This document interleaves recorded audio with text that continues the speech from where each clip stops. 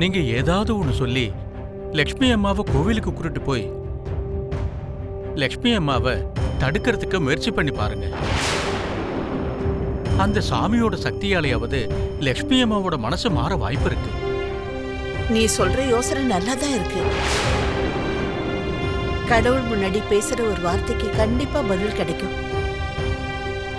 நிச்சயமா அது நடக்கும். நான் இப்பவே போய் லட்சுமிகிட்ட பேசுறேன். சரிங்கம்மா. அம்மா லட்சுமி, என்ன ஆண்டி? நீ விருப்பப்பட்ட மாதிரியே கிளம்புறதுக்கு ரெடி ஆயிட்ட. இதுக்கப்புறம் எங்க வாழ்க்கையில நீ வருவியா வரமாட்டியான்னு தெரியாது. அதனால நீ இங்க இருக்கிற கொஞ்ச நேரமாவது உன் கூட ஸ்பெண்ட் பண்ணணும்னு தோணுது. பக்கத்துல ஏதாவது கோயிலுக்கு போயிட்டு வரலாமா?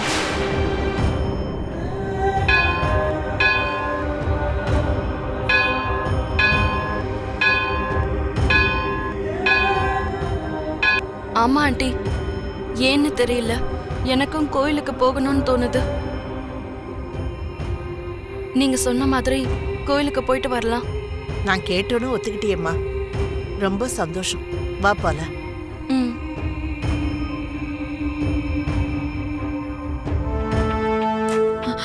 மித்ரா, வந்துட்டியா?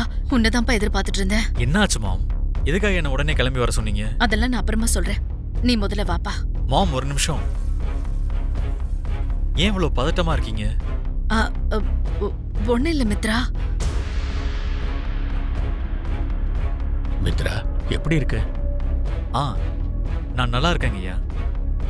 எங்க வாழ்க்கையில லக்கிங்கிறவ எப்ப வந்தாலோ அப்பையில இருந்து குடும்பத்துல எல்லாருமே சந்தோஷமா இருக்கும். அந்த சந்தோஷம் எப்பவும் இதே மாதிரி காலங்காலமா இருக்கணும்னு மனப்பூர்வமா வேண்டிக்கிறேன்.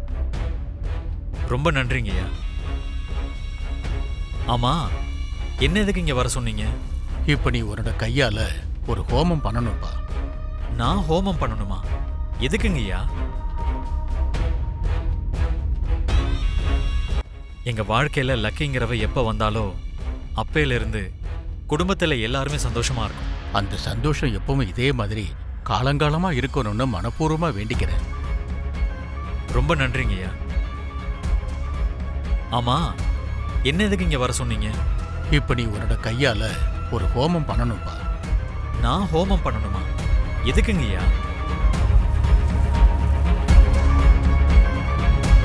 கிருஷ்ணா,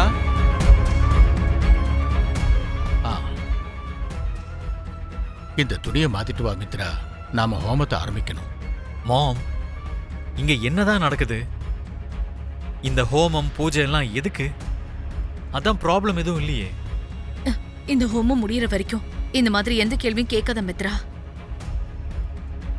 ஜோசியர் வர சொல்லிருந்தாரு. ஹோமம் பண்ணி ஆகணும்னு சொல்லிருக்காரு. நடத்த வேண்டியது நம்ம பொறுப்புடா.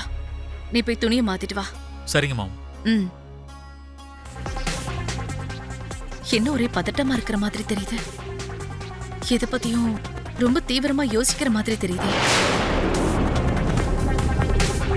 ஆமாங்க, எனக்கு ரொம்ப வேண்டப்பட்டவங்க, எங்க குடும்பத்துல ஒருத்தரா இருந்தவங்க, வாழ்நாள் முழுக்க எங்க கூடவே இருக்க போறாங்கன்னு நினைச்சவங்க, இன்னைக்கு எங்களை விட்டுட்டு போறேன்னு சொல்றாங்க. எந்த உறவும் எனக்கு வேண்டான்னு என் வழியை பாத்துக்கிறேன்னு சொல்லிட்டாங்க. அதான் ரொம்ப வருத்தமா இருக்கு.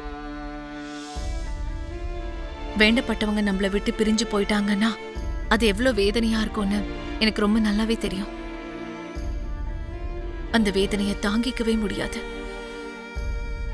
நீங்க சொல்றத கேட்கும்போது உங்க குடும்பத்துல கூட யாராவது உங்களை விட்டு பிரிஞ்சிருக்காங்களா? ஆமாங்க, என் மருமகதான். உங்க மருமகளா? அவங்களுக்கு என்னாச்சு? உலகத்தோட பார்வையில அவ இந்த உலகத்திலே இல்லாத மாதிரி ஆயிட்டா.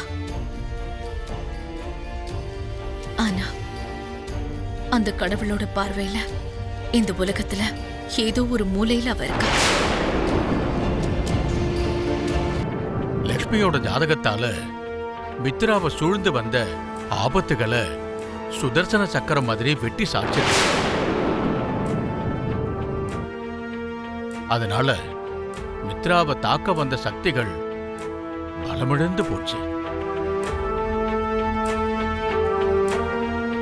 ஆனா இப்போ லக்ஷ்மி கூட இல்லை. அதனால கண்டங்களுக்கு பலம் அதிகமாயிடுச்சு. அதோட தீவிரத்தை குறைக்கிறதுக்காக தான் இந்த ஹோமம். நீங்க சொல்றதும் உண்மைதான் ஜோசியர் ஐயா. லக்ஷ்மி மட்டும் இருந்திருந்தா. மாம் கொஞ்சம் நிறுத்துறீங்களா?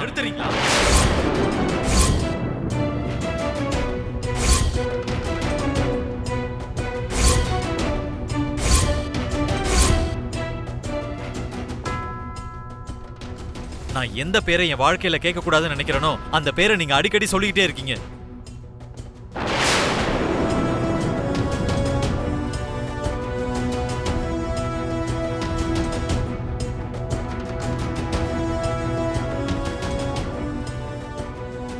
லக்ஷ்மி, இந்த உலகத்திலேயே நான் ரொம்ப அதிகமா வெறுக்கிற ஒரு பேரு. நான் ஒவ்வொரு நாளும் யாரை வெறுத்துக்கிட்டு இருக்கனோ அவளோட பேர் அது.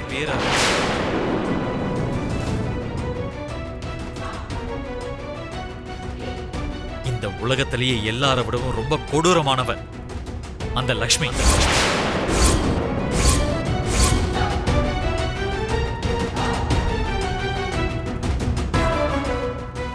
மித்ரா, நீ தேவையில்லாம லக்ஷ்மியை தப்பா நினைச்சுக்கிட்டு இருக்க.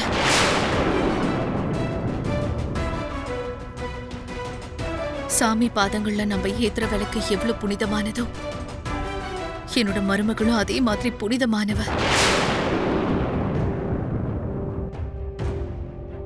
அப்படிப்பட்ட லக்ஷ்மியை பத்தி இப்படியெல்லாம் பேசாத. லக்ஷ்மியோட புனிதத்தை பத்தி நீங்க தான் பேசிக்கணுமா? அது இல்லடா. இங்க பாருங்க மாம், நீங்க ஹோமத்துல உட்கார சொன்னதுனால தான் நான் இப்ப உட்கார்ந்து இருக்கேன். ஹோமம் பண்ணணும்னு சொன்னதுனால பண்ணிக்கிட்டு இருக்கேன். ஆனா நீங்க இந்த மாதிரி லக்ஷ்மியை பத்தி பேசிட்டே இருந்தீங்க, நான் இந்த பூஜையில இருந்து பாதியிலே எந்திரிச்சு போயிடுவேன்.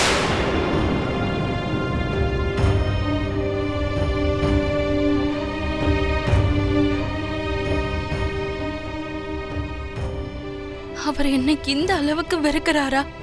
என் பேரை கேட்டாலே பாவம்னு நினைக்கிறாரா? என் மேல அவருக்கு இந்த அளவுக்கு கோபம் இருக்கா?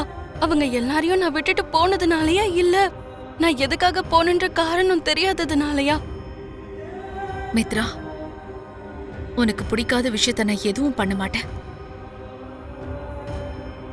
இனி அந்த விஷயத்தை பத்தி நான் பேச மாட்டேன்.